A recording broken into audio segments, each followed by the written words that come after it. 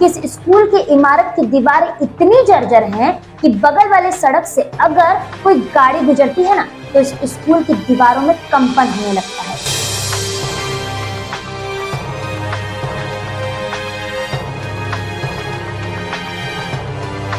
शिक्षा माफियाओं को मनपा का संरक्षण प्राप्त। मनपा अधिकारी की भ्रष्टाचारिता के चलते 5000 बच्चों की जिंदगी खतरे में। नमस्कार, मैं हूं शिवानी दुबे और आप देख रहे हैं मिरर ऑफ ट्रूथ। मनपा बदनाम हुई, अरुण वर्मा तेरे लिए। नहीं समझे? चलिए समझा देते हैं, लेकिन समझने के लिए वीडियो को अंत तक जरूर देखिएगा। वसई चिंचोटी के पास एक ज्ञानोदय मल्टीपर्पज नामक स्कूल स्थित है। अब इस स्कूल में किस तरीके से शिक्षा को धंधा बनाया जा रहा है उससे भी आपको अवगत कराती चलती हूँ। इस स्कूल में पढ़ने वाले बच्चों के अभिभावकों द्वारा लगातार समाज सेवक राजीव भगेलू गुप्ता के पास शिकायतें आ रही थी कि वे जब भी ज्ञानोदय मल्टीपर्पज स्कूल में अपने बच्चों की टीसी मांगने जाते हैं तो उन्हें पूर्ण रूप से चक्का बक्का पढ़ाया जाता है और तब तक बच्चों की टीसी नहीं दी जाती जब तक कि एडमिशन की डेट ना निकल जाए। और एक बार यदि एडमिशन की डेट निकल जाती है तो उनके बच्चों को किसी अन्य स्कूल में दाखिला नहीं मिलता और उन्हें दाखिला नहीं मिलता, जिसकी वजह से उन्हें थक हार कर अपने बच्चों का दाखिला ज्ञानोदय मल्टीपर्पज स्कूल में दोबारा करवाना पड़ता है। बात यहीं पर खत्म नहीं होती। दूसरी बात ये कि ज्ञानोदय मल्टीपर्पज स्कूल में पढ़ने वाले बच्चों के ऊपर दबाव बनाया जाता है कि वह किसी और क्लासेस में एडमिशन नहीं ले सकते। उन्हें उसी क्लासेस में एडमिशन लेना होगा जो ज्ञानोदय मल्टीपर्पज स्कूल द्वारा चलवाया जा रहा है। यदि वे ऐसा नहीं करते हैं और अन्य क्लासेस में दाखिला लेते हैं तो उन्हें फेल करने की धमकी तक दे दी जाती है। अब इन सब मामलों को संज्ञान में लेते हुए समाज सेवक राजीव भगेलू गुप्ता ने संबंधित विभाग में शिकायत दर्ज करवाई और स्कूल के बारे में और जानकारी इकट्ठा करने लगे। जब जानकारी निकल के सामने आई तो इस बात का खुलासा हुआ कि ये स्कूल ही पूर्ण रूप से अवैध है। इस तरीके की स्कूल का जिक्र नगर रचना विभाग में किसी भी तरीके से नहीं किया गया है। जानकारी के लिए आपको बताते चलें कि इस स्कूल की इमारत की दीवारें इतनी जर्जर हैं कि बगल वाले सड़क से अगर कोई गाड़ी गुजरती है ना तो इस स्कूल की दीवारों में कंपन होने लगता है। दूसरी बात ये कि इस स्कूल के ठीक पीछे एक नदी है और जब लगातार बारिश पड़ती है और नदी का पानी उफान भरता है और स्कूलों में दाखिल हो जाता है तो यहाँ के शिक्षकों द्वारा अभिभावकों को फोन कर दिया जाता है कि आपके बच्चे पानी में डूब रहे हैं तो कृपया करके आइए और अपने बच्चों को यहाँ से ले जाइए। दोस्तों, इस स्कूल में 4 से 5000 बच्चे पढ़ रहे हैं। लगातार राजीव भगेलू गुप्ता के मामले को संज्ञान में लेने के बाद और मनपा में शिकायत दर्ज करवाने के बाद भी मनपा के भ्रष्ट अधिकारियों द्वारा इस पूरे मामले को नजरअंदाज किया जा रहा है। यहाँ पर शिक्षा अधिकारी, मनपा ठेकेदार, शिक्षण विभाग, जिला परिषद, पंचायत समिति सब पैसा खेल रहे हैं दोस्तों।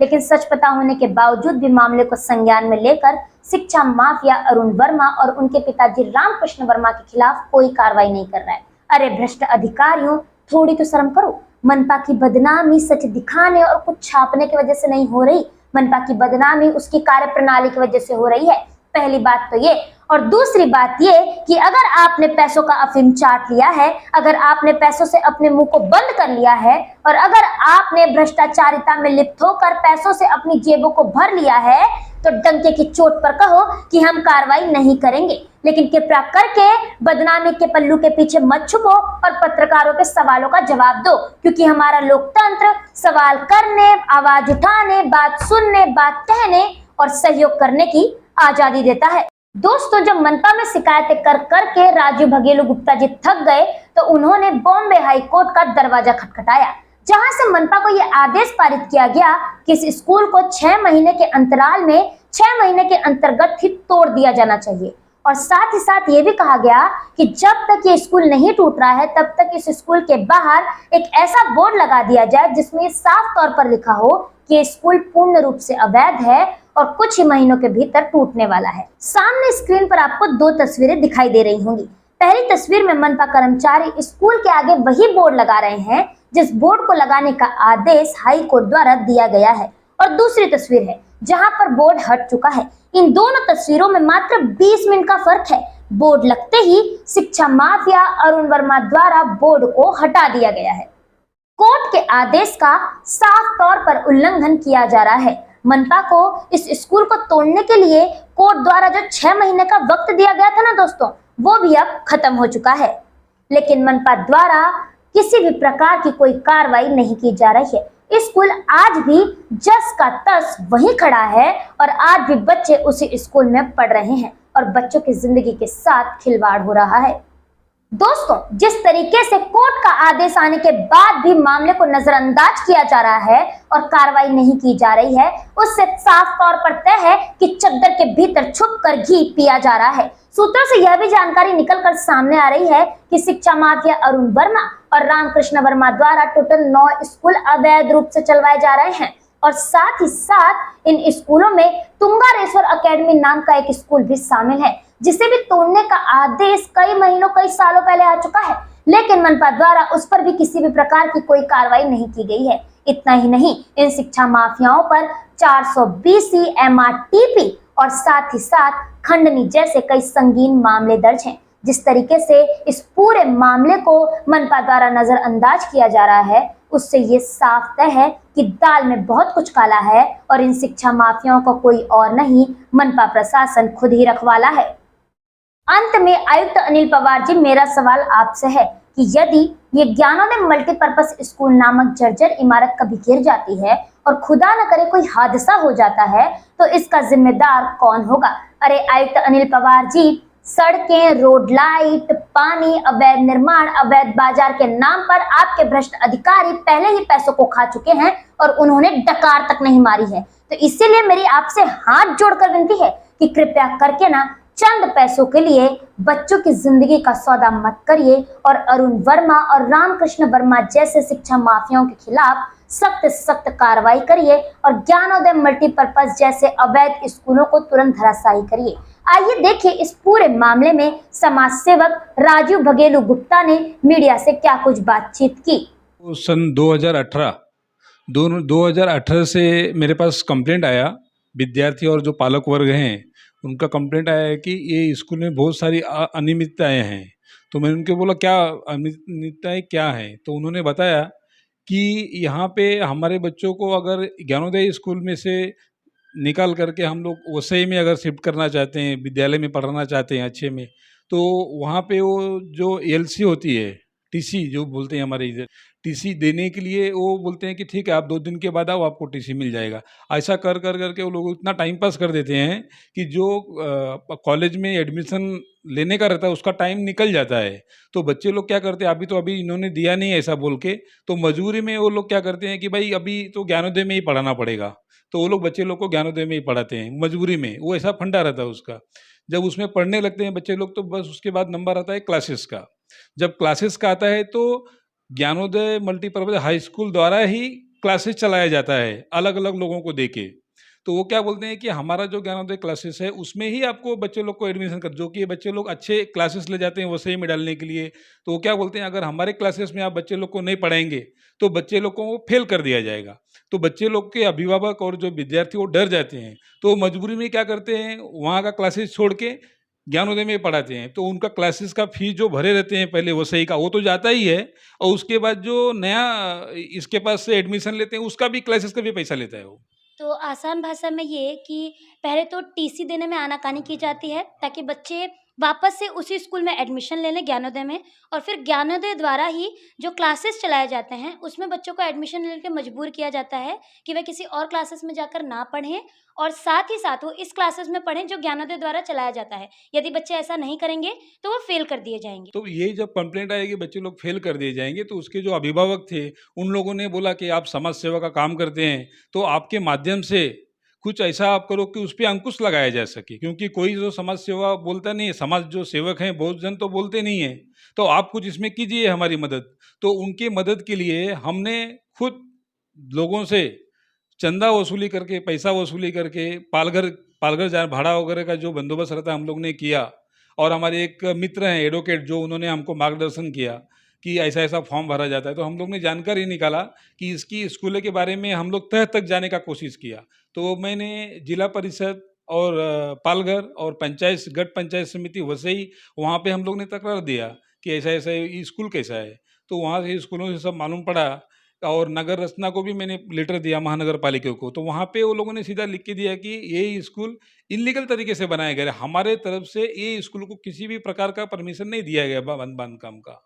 तो फिर हमने क्या किया, जब ये बांधकाम का परमिशन नहीं दिया गया हुआ है, तो मैंने वापस उसके बाद मंत्रालय तक पूरा कंप्लेंट किया।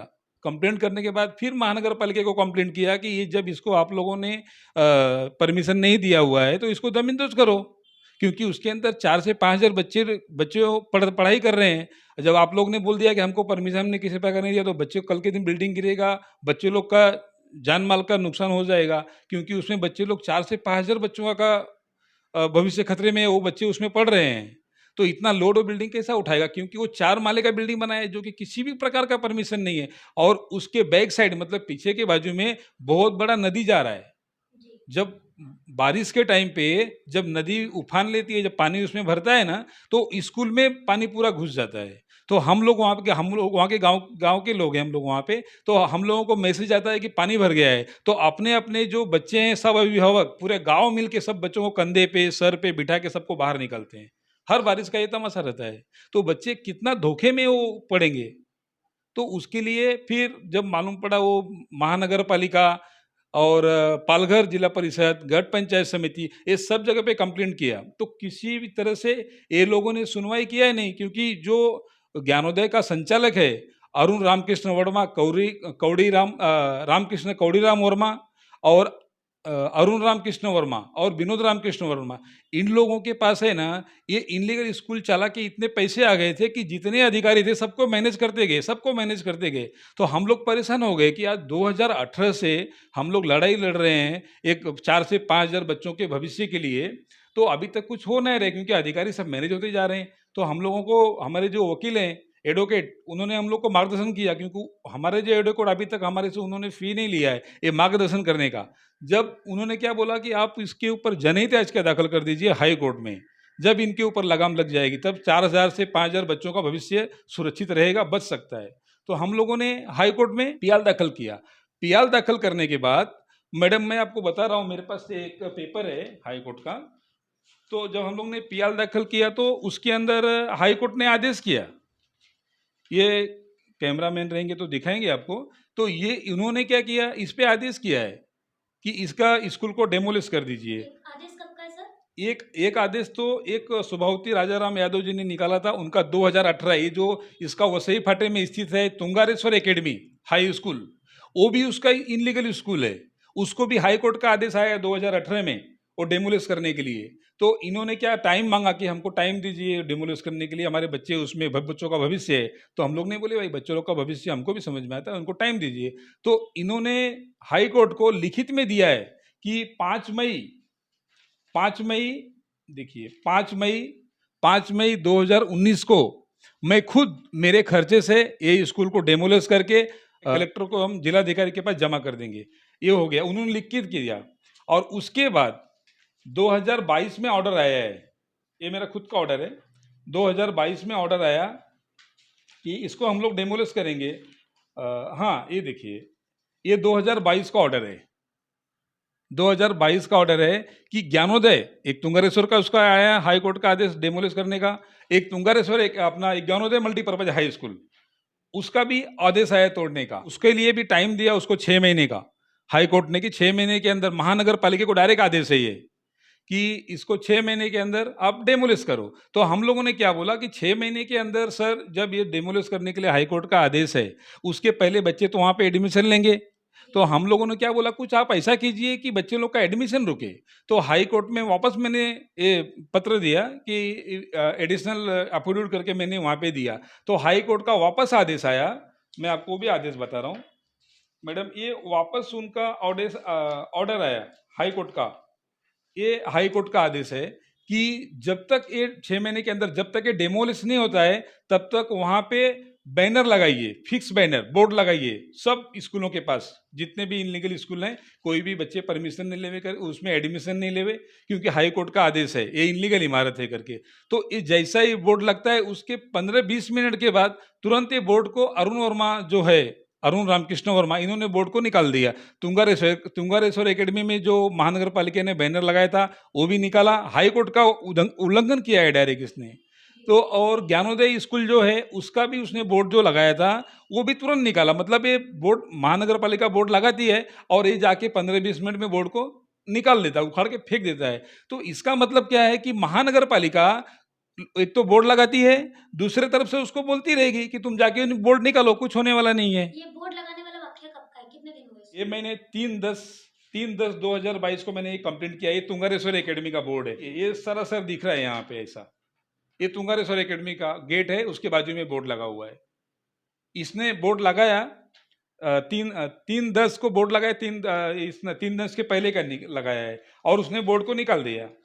और एक दूसरा जो तुंगारेश्वर एकेडमी है, ये देखिए, ये ज्ञानोदय मल्टीपर्पज हाई स्कूल है। ये महानगर पालिका के कर्मचारी बोर्ड लगा रहे हैं, ये सीधा सीधा दिख रहा है, बोर्ड लगा रहे हैं। और तुरंत के बाद जैसे ही महानगर पालिका के कर्मचारी वहाँ से निकलते हैं, वैसे ही बोर्ड सादा हो जाता है, उसको भी उखाड़ के फेंक देता है ये। तो उसके बाद फिर जब महानगर पालिका का आदेश आने के बाद भी महानगर पालिका को डायरेक्ट आदेश है, मुंबई उच्च न्यायालय का, हाई कोर्ट का आदेश है कि डेमोलिश करना है तो डेमोलिश क्यों नहीं, वो बिल्डिंग क्यों नहीं टूट रही है।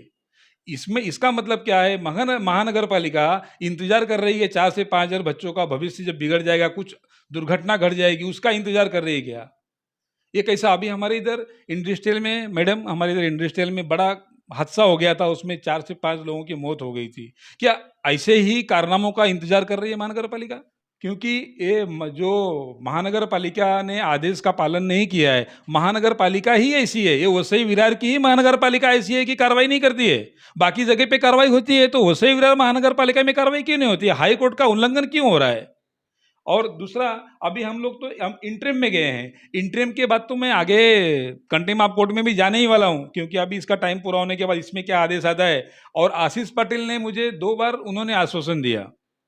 पहले तो मैं गया था आयुक्त साहब को मिलने के लिए, अनिल पवार साहब को। अनिल पवार साहब से मुझे मिलने नहीं दिया गया, जो कि मैंने हाई कोर्ट का आदेश का कॉपी लेके गया था अनिल पवार को मिलने के लिए, आयुक्त, माननीय आयुक्त को, अनिल पवार जी को मिलने के लिए गया था, तो मुझे वहां पे मिलने नहीं दिया गया। उनको कहा आपको जो भी प्रॉब्लम है आशीष पाटिल को बोलिए। तो आशीष पाटिल को मैंने 2 से 3 बार मुलाकात किया। आशीष पाटिल का शब्द एक ही रहता है कि हम कार्रवाई कर रहे हैं, हम कार्रवाई कर रहे हैं। कितना दिन से कार्रवाई कर रहे हो आप? 2018 में हाई कोर्ट का आदेश आया मैडम, तुंगारेश्वर एकेडमी को डेमोलिश करने का।